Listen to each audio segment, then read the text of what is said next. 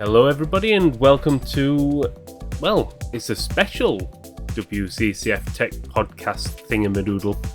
So this is because it's E3. I don't know if people are aware of that. It's a small event, just a tiny event. And yeah, I didn't actually watch most of it. I was working, so I get that joy. But I saw certain things, and I knew of some things from pre-E3 events, so I can chip in where needed. But it's going to be a Kai and Alessio show today, so have at it, you two. Whichever one of you wants to start, go. That's all you, Alessio. I mean, you are the guest here. I mean, Well, he does feel like a guest, considering he was meant to be a core part of the bloody podcast originally. Yeah, and then I became a homeowner, and who knows the joys of that. But that doesn't mean I didn't get to enjoy a little bit of video games. I mean, there's obviously the big one that ended at the Summer Games Fest, but Is that Ratchet and Clank? Well, I don't know. You tell me. You've been the one playing that one. Oh, it is amazing. I don't think that was at E3, though, was it? Probably not. Not yet. They might announce a little bit of DLC or something. Okay. But there are actually a number of really surprising announcements coming. I was glad to see that Death Stranding is finally getting a native PS5 version. It was great on PS4, but performance I thought could be a little bit better. So let's see what Kojima and his team can be able to do with that one this time around. And then this is such a minor title, but it definitely caught my eye. And that's Metal Slug Tactics coming from, I believe, .mu is working on it. Yeah. They're good. I quite like them. Yeah, I mean, they've done a lot of really good stuff, bringing back old franchises like Streets of Rage. They did amazing work with getting the team together for that Monster Boy and the Dragon's Trap and a few others. So I'm glad to see them bringing back some really classic SNK franchises in some new ways. But those are the big ones for me. So what about you, Alessio? Well, if I have to say personally, one that I was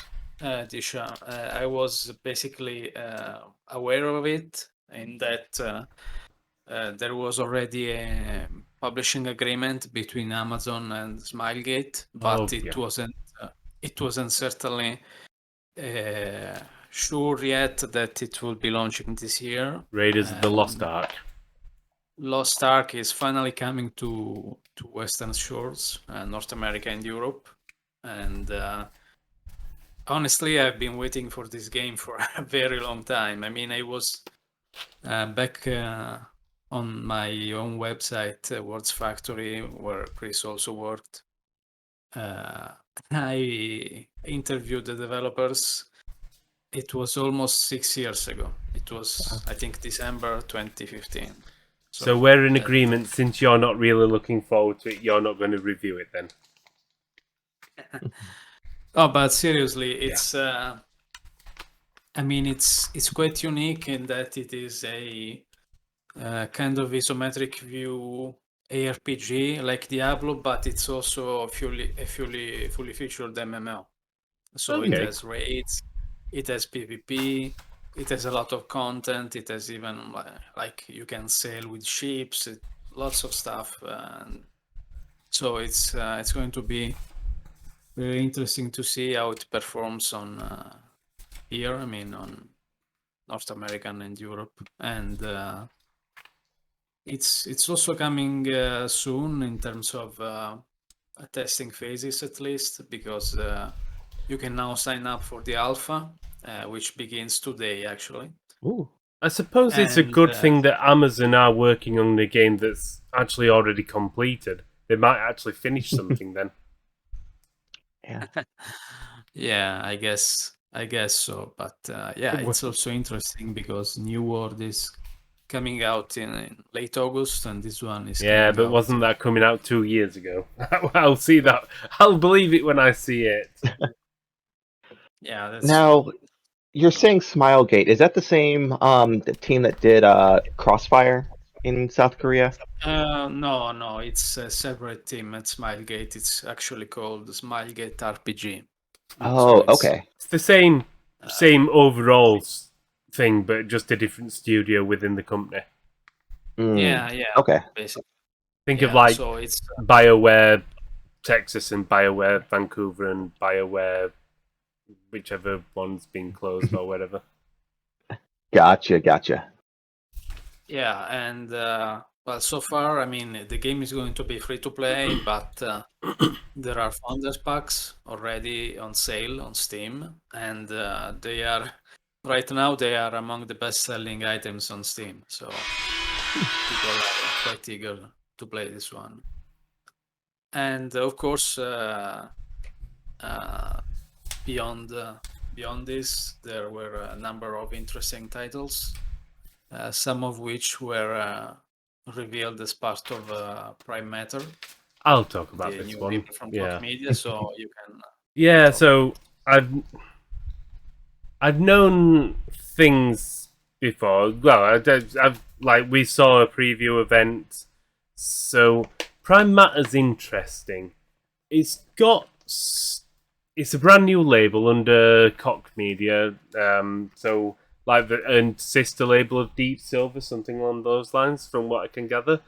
But it's essentially got a very stacked lineup of what you would call when you think of like the old B tier games. Or you look at them now, something like Greedfall, that those focus home style games. So Prime Matter's got a good lineup. So Payday 3, that's going to be with Prime Matter.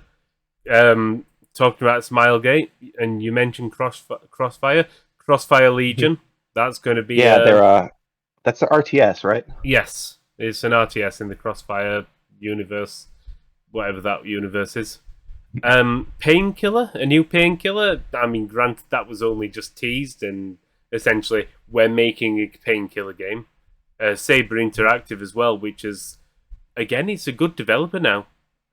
Yeah. Then they've got title King's Bounty 2. So they're publishing a hell of a lot of games that are already well known in it as a franchise or however. But then they've got a lot of brand new IPs. I think something like 6 or 7 of them. Where one in particular interested me. I wrote about it yesterday. The Last Oricru, which is a Czech studio, Gold Knights. It's their first game. Technically, it's been in development about 5 years. It was something like Last Hero when it first began, like pre-development sort of thing.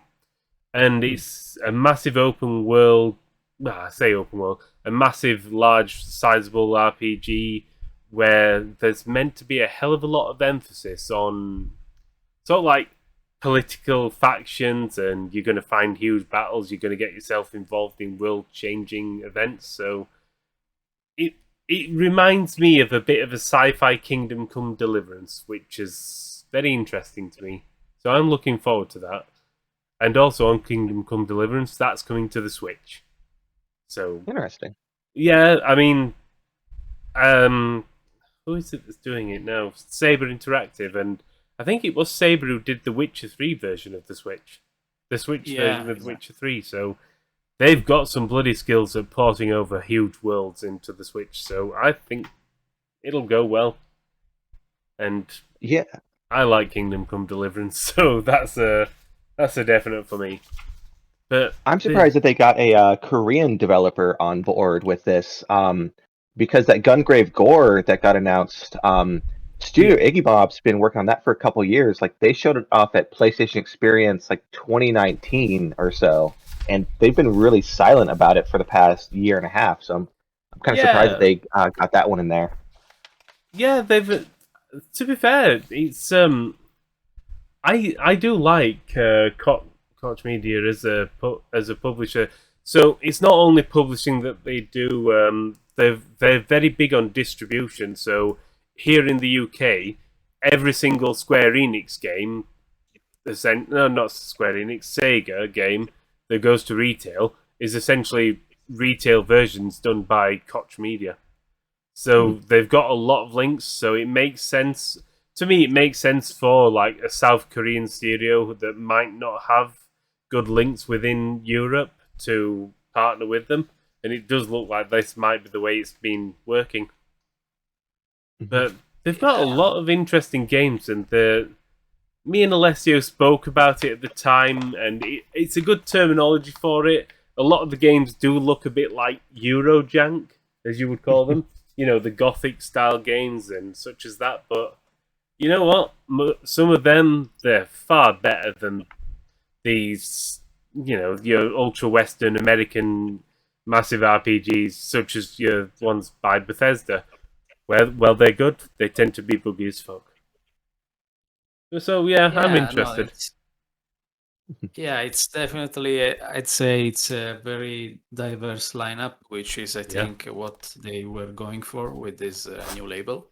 Yeah, and it's also very global in that there are developers from Canada, Russia, Iceland, Czech Republic, Brazil, South Korea, Poland, Serbia. So it's really kind of all around the world, and everyone brings something different. There is also Souls-like, which is Dolmen.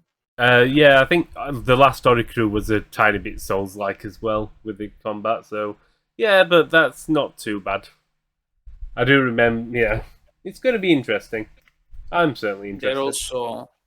They're also publishing Mountain Blade 2 Bannerlord on retail and consoles as well. So it's a big showcase. Honestly, for a brand new label, I think it's a very stacked lineup. Yeah, absolutely. And but of course, we cannot escape the big one. So Ratchet and Clank. No. I bet you're talking Elden about Ring. Oh, you mean the game made by that guy who's been writing a book for 10 years? Yes, that's it. It's him. To be fair, I bet he's really not done a great deal on Elden Ring. He'll have contributed to the story, but he's not a video game writer. Because if he was a video game writer, the game would be coming out on the PlayStation 10. What they said earlier is that he basically helped them with the setting. So he basically laid out the setting and characters, but not the actual story. I mean, to be fair, the story's always, 2-sentence words or quips on every item, so there's not a whole lot of writing to be done in a Souls game. Yeah, true. But honestly, I'm not the biggest From Software fan, but I think what was showcased yesterday was pretty impressive because it looked great. I mean, it has finally a day-night cycle, finally dynamic weather, vast landscapes. You can travel through horse, you can do combat on your horse. And supposedly it's all seamlessly connected even with the dungeons. So it's impressive, I think. And they're also saying it's their largest game to date, that you can use several options when it comes to combat. You can use stealth. And so it's I think it's going to be very, very much varied when it comes to gameplay compared to prior Dark Souls. It could be very interesting. It's I don't know. There's a lot to wait for. I mean, to be fair, Elden Ring is interested me. It's the George R.R. Martin, but I'm not that fussed. He doesn't interest me more than the fact that it's a From Software game, and especially because they do stories better than he does. Maybe not a popular opinion, but I certainly think they do. The first day of E3, as I said, I didn't get to see a massive amount of it due to being at work, but I saw things beforehand. Have they finally announced more Marvel stuff yet? or not? I thought they were going. I no. thought you kept talking about a Guardians of the Galaxy game or something. Or is that coming? There was a leak about like a Marvel XCOM, Okay. but I don't know when that's on the slate. To be honest. Yeah. And Yeah, I don't know. I think the only other thing that I saw was Tales of Arise got a trailer. Which Yeah, also they showcased the Vampire the Masquerade Blood Hunt Battle Royale game. yeah, I'm not interested. Oh yeah. I like Vampire the Masquerade. I'm looking forward to Bloodlines 2, but you can keep your battle royales. I've had it. We don't need everything turning into a battle royale. Yeah. You just don't. There's too many. What's next? I mean, you saw that they turned Near Automata into a battle royale, right? Did they? Yeah, they got that 2B costume coming to Fall Guys. Oh right, their yeah, big I see what you announcement. mean. Yeah, at least they did. I thought you meant they've actually like made a near battle royale game. I'm like, if they have, I'm just going to quit games forever. That would be a platinum seller. They also showcased the trailer for Evil Dead, and honestly, it's looking good. Yeah, that's my game as well, Alessio. Bagsy Evil Dead, because I love the films. Mm-hmm. I'm a massive. I still remember playing Evil Dead Fistful of Boomsticks on the PS2. That was good. Mm-hmm. But yeah, I like Evil Dead, so I'm looking forward to that. Also, there was a new Borderlands spin-off, Tiny Tina's Wonderlands. Yeah, okay. You two can talk about that one. I mean, people are already upset that it doesn't have guns. Like, it's gonna be fantasy. Why do you need to bring guns back into it? It's Borderlands. I think it's going to have guns, honestly. It's Borderlands. It's got to have guns.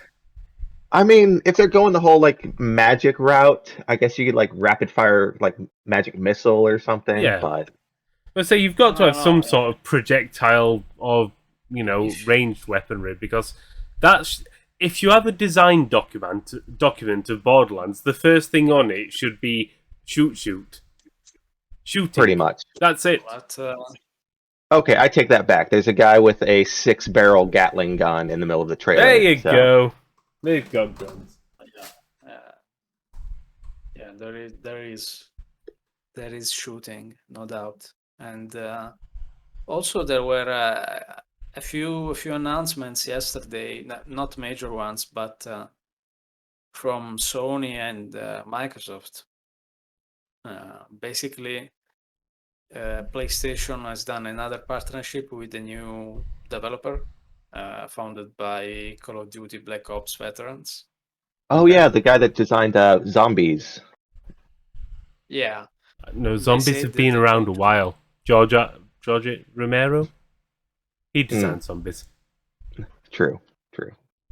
And but most importantly, I think Microsoft, which actually employed its own CEO. I mean, Satya Nadella came out to say that the company is all in on gaming, and they're going to keep investing on gaming. Okay. So basically, Microsoft is going to install an app on the TVs for Xbox, so you can play via cloud. It's going to have its own streaming stick, basically. And they're also updating the data centers with the Xbox Series X hardware. So it's, I think they're really, really serious about this, about reaching more players through the cloud. Well, yeah, they did make Sony's... a slight quip against Sony, didn't they? Yep. Yeah. Not that it makes sense to make that sort of quip, because, you'd work on different things.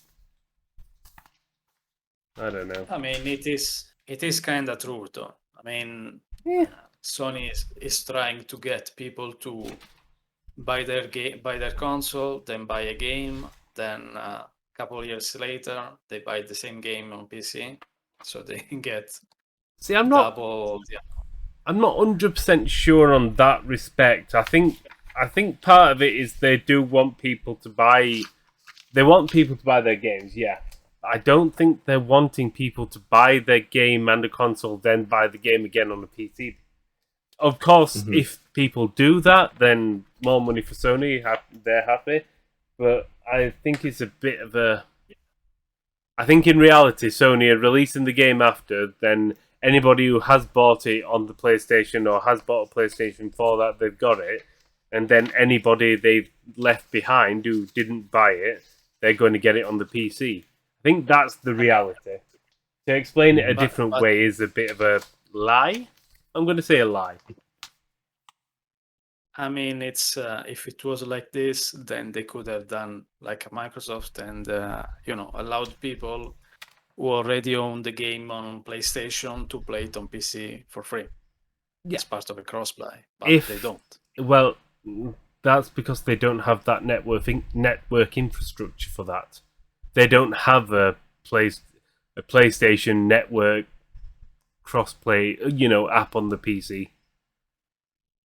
So it's of course they could add it to PlayStation Now, which is on the PC, which that probably wouldn't take a massive amount of work. But then again, with the modern games that are like that for crossplay, would it play that well via the streaming? I don't know, but yeah, I think it's slightly more complicated. In fact, no, I don't think it is. I know it's slightly more complicated than Microsoft are trying to get on, and they know it is, but they're just trying to fight a PR war, because the sad reality is that Microsoft have got 0 games out this generation yet.